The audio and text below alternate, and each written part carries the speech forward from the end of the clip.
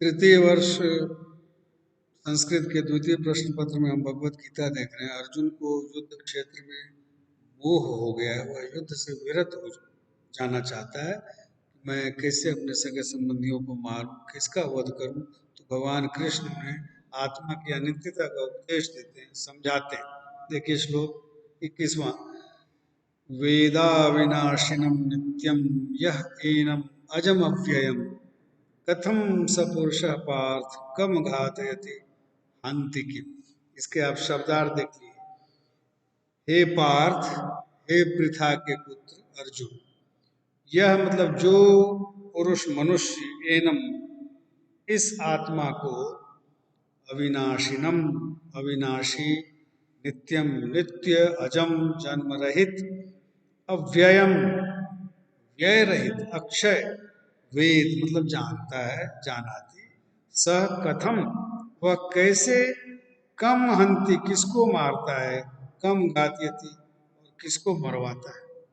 अर्थात इस आत्मा को जो अविनाशी जानता है, किसका विनाश नहीं होता, जो नित्य जानता है, जो अज जानता है, अजन्मा जानता है, अव्यय जानता है, क्षय रहित जानता है, जो पुरुष ऐसा जानता है वह किसको मारता है या किसी से मरवाता है। अर्थात वह न किसी को मारता है और न किसी का वध करवाता है। देखिए, इस शरीर का कभी, इस शरीरी का, शरीर नहीं शरीरी यानी शरीर जिसका है यानी आत्मा, इस शरीरी का कभी नाश नहीं होता, इसमें कभी कोई परिवर्तन नहीं होता, कभी इसका जन्म नहीं होता, इसमें कभी किसी तरह की कोई कमी नहीं आती।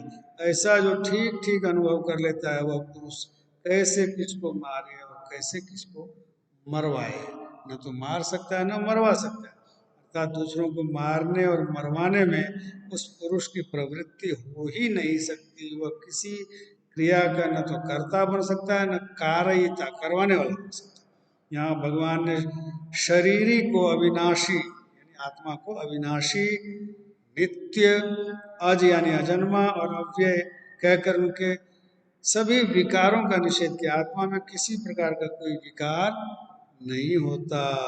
अविनाशी कहकर मृत्यु का विकार मना किया, नित्य कहकर परिवर्तन नहीं होता ऐसा कहा, बढ़ना नहीं, बढ़ता नहीं है न घटता है आत्मा, अज कहकर उसका जन्म नहीं होना और जन्म के बाद होने वाली सत्ता रूपी विकार, और अव्यय कहकर क्षय रूपी विकार का भी निषेध किया।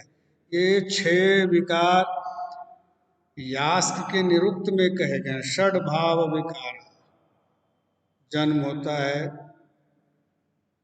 फिर उसमें वृद्धि होती है, बच्चा वयस्क होता है,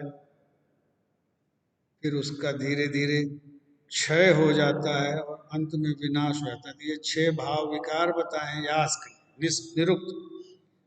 तो उन 6 विकारों से ये मुक्त है, आत्मा उनसे मुक्त है। इसमें किसी प्रकार का कोई विकार नहीं हुआ, अविनाशी है, अजन्मा है, नित्य है, अव्यय है, अर्थात उसका व्यय नहीं होता, वो जैसा है वैसा का वैसा हमेशा रहता है। इस चीज को जो जानता है वो किसको मारे और किसको मरवाए। अर्थात ऐसा व्यक्ति न किसी को मारता है न किसी का वध करवाता है। फिर देखिए अब क्या कहते हैं, बहुत इंपॉर्टेंट श्लोक है, व्याख्या में आता है, वासांसि जीर्णानि यथा विहाय नवानि गृह्णाति नरोपराणि तथा शरीराणि विहाय जीर्णानि अन्यानि संयाति नवानि देहि। हम इस संसार में मृत्यु के उपरांत मृतक के लिए शोक करते हैं, मोह में पड़ जाते हैं, माया का बंधन ही ऐसा होता है। हम शोक करते हैं कि वह व्यक्ति हमारा कोई प्रिय हमसे पृथक हो गया। तो भगवान कहते हैं कि देखो,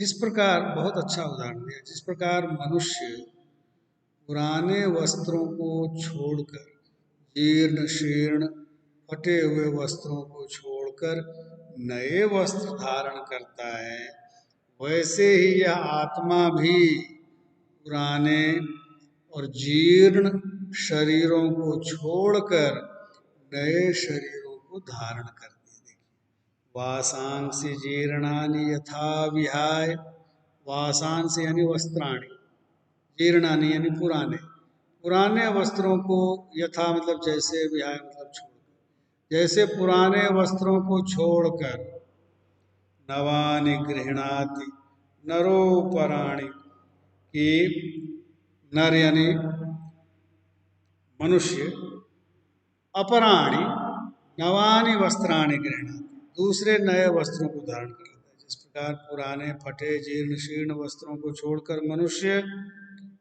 अन्य नए वस्त्रों को धारण कर लेता है, तथा शरीराणि विहाय जीर्णानि, उसी प्रकार जीर्णानि शरीराणि विहाय, जीर्ण शरीरों को, वृद्ध शरीरों को, रोगग्रस्त शरीरों को छोड़कर यह आत्मा नवानि संयाति देही, देही मतलब यह देह जिसकी यानी आत्मा नए शरीर में प्रवेश कर जाती है। कितना अच्छा उदाहरण दिया कि मनुष्य अपने पुराने फटे हुए वस्त्रों को त्यागता है और नए धारण कर लेता है।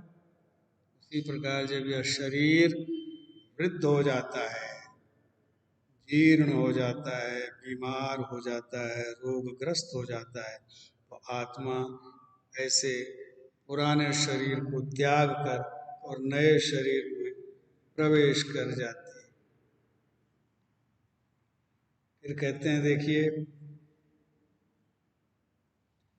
कि आत्मा कैसी है, ये सभी व्याख्या में आते हैं, और आत्मा का स्वरूप भी आपसे पूछा जाए। नैनम छिन्दन्ति शस्त्राणि, नैनम दहति पावकः, न चैनम क्लेदयन्त्यापो, न शोषयति मारुतः। यह आत्मा कैसा है? आत्मा पुल्लिंग है संस्कृत में, हिंदी में हम इसका स्त्रीलिंग में प्रयोग करते हैं, लेकिन ये संस्कृत में पुल्लिंग का शब्द है। तो यह आत्मा कैसा है? नैनम छिन्दन्ति शस्त्राणि, शस्त्र इसका छेदन नहीं कर सकते, शस्त्र इसको काट नहीं सकते, आत्मा को शस्त्र काट नहीं सकते।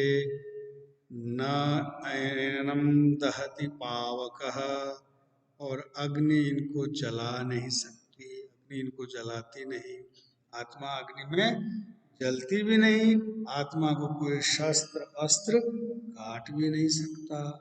फिर न चैनम क्लेदयन्त्यापो, आपो मतलब जलाने, जल,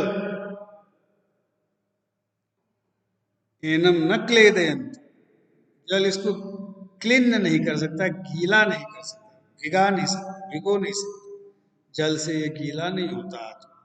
न इसको शस्त्र अस्त्र काट सकते, न अग्नि जला सकती है, न ही इसको पानी गीला कर सकता है, और न शोषयति मारुतः, और वायु इसको कभी भी सुखा नहीं सकती।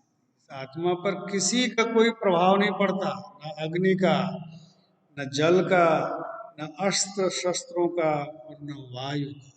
यह आत्मा इस तरह से है, इस पर किसी प्रकार का कोई प्रभाव कोई नहीं डाल सकता, अविनाशी है, पहले ही कह दिया। कोई शस्त्र इसको कैसे मार देगा, कैसे काट देगा? अविनाशी है, अज अजन्मा है, अव्यय है, अक्षय, इसका क्षय होता ही नहीं, ये तो केवल शरीर का परिवर्तन कर लेता है। इसलिए तुम अर्जुन मोह क्यों कर रहे हो? ये आत्मा तो नश्वर है, इसको न कोई काट सकता है, न आग जला सकती है, न ही इसको जल गीला कर सकता है, और न ही हवा इसको सुखा सकती है।